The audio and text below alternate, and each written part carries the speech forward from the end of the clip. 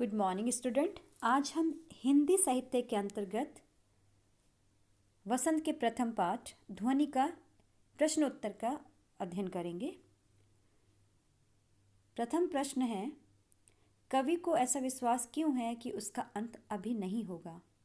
तो उत्तर है, उसको विश्वास है कि अभी वो कमज़ोर नहीं है, अभी तो उसके अंदर जीवन को जीने के लिए उत्साह, प्रेरणा व ऊर्जा कूट कूट कर भरी हुई है। एक मनुष्य तभी स्वयं को अंत मान लेता है जब वह अपने अंदर की ऊर्जा को क्षीण व उत्साह को कम कर देता है।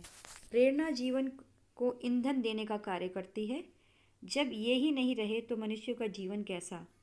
परंतु ये तीनों प्रचुर मात्रा में उसके पास हैं, तो वह कैसे स्वयं का अंत मान ले? इसलिए उसको विश्वास है कि अभी अंत की ओर जाने वाला नहीं है।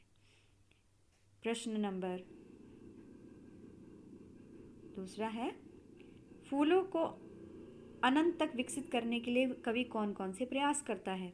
तो उत्तर है, फूलों को विकसित करने के लिए कवि उन कोमल कलियों को जो इस संसार से अनभिज्ञ हैं और सुप्त अवस्था में पड़ी हुई हैं, अपने कोमल स्पर्श से जागृत करने का प्रयास करता है, ताकि वह निद्रा अवस्था से जागकर एक मनोहारी सुबह के दर्शन कर सके। अर्थात उस युवा पीढ़ी को निद्रा से जगाने का प्रयास करता है जो अपने जीवन के प्रति सचेत न रहकर अपना मूल्यवान समय व्यर्थ कर रही है, और वो जो यह सब अपनी कविता के माध्यम से करना चाहता है। प्रश्न नंबर 3 है, कवि पुष्पों की तंद्रा और आलस्य दूर करने के लिए क्या करना चाहता है? तो इसका उत्तर है, पुष्पों की तंद्रा और आलस को हटाने के लिए कवि अपने स्पर्श से उन्हें जगाने का प्रयास करता है। जिस तरह वसंत आने पर उसके मधुर स्पर्श से फूल और कलियां खिल जाती हैं, उसी तरह कवि भी प्रयत्नशील है। भाषा की बात का प्रश्न नंबर फर्स्ट है, अन्य अभ्यास देखिए। वसंत को ऋतुराज क्यों कहा जाता है? आपस में चर्चा कीजिए। तो इसका उत्तर है, हमारे देश में 6 ऋतुएं होती हैं: ग्रीष्म ऋतु, वर्षा ऋतु, शरद ऋतु, हेमंत ऋतु, शिशिर ऋतु व वसंत ऋतु। इसमें वसंत को ऋतुराज कहते हैं क्योंकि इस ऋतु में ना अधिक सर्दी पड़ती है और ना अधिक गर्मी। अंग्रेजी महीने के अनुसार यह मार्च अप्रैल में होती है। इसमें वसंत पंचमी नामक त्योहार आता है। पीली सरसों खिलती है, पेड़ पर नए पत्ते, नई कोपलें आती हैं, आम के बौर भी लगते हैं। ये सभी के लिए स्वास्थ्यवर्धक भी होती है, इसलिए इसे ऋतुराज कहते हैं। चर्चा का जो है दूसरा ज्ञानवर्धक प्रश्न है, वर्षा ऋतु में आने वाले त्योहारों में के विषय में जानकारी एकत्रित कीजिए और किसी एक विषय पर निबंध लिखिए। वर्षा ऋतु में कुल 2 महीने से अधिक रहती है।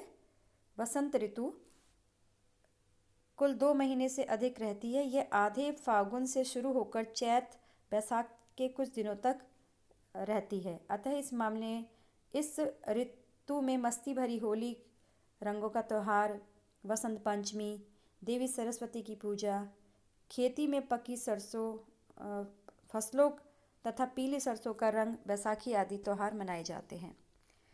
भाषा की बात में प्रश्न जो है, इसमें से आपको वाक्य बनाने थे जो एक ही शब्द 2 बार जो है पुनरावृत्ति होती है, जैसे है बातों बातों में।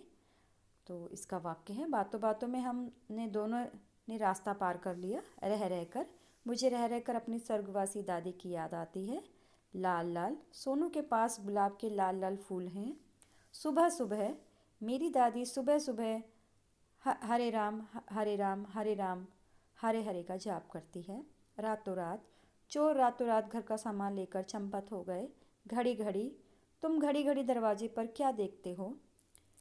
भाषा की बात का दूसरा प्रश्न है कि विशेषण जिस संज्ञा व सर्वनाम की विशेषता बताते हैं उसे विशेष्य कहते हैं। ऊपर दिए गए वाक्यांशों में गात, वसंत और पात शब्द विशेष्य है, क्योंकि इसकी विशेषता क्रमश कोमल, मृदुल और हरे हरे शब्द बता रहे हैं। हिंदी विशेषणों के सामान्यतः 4 प्रकार माने जाते हैं: गुणवाचक विशेषण, परिमाणवाचक विशेषण, संख्यावाचक विशेषण और सार्वनामिक विशेषण। गुणवाचक विशेषण देखिए, अच्छा बंदर, सुंदर कार, तो इसमें जो है अच्छा विशेषण है, गुणवाचक विशेषण है। इसमें जो है बंदर की विशेषता बताई जा रही है और बंदर जो है संज्ञा शब्द है। इसमें कार की सुंदरता के बारे में बात हो रही है, तो ये जो है सुंदर जो है गुणवाचक विशेषण है।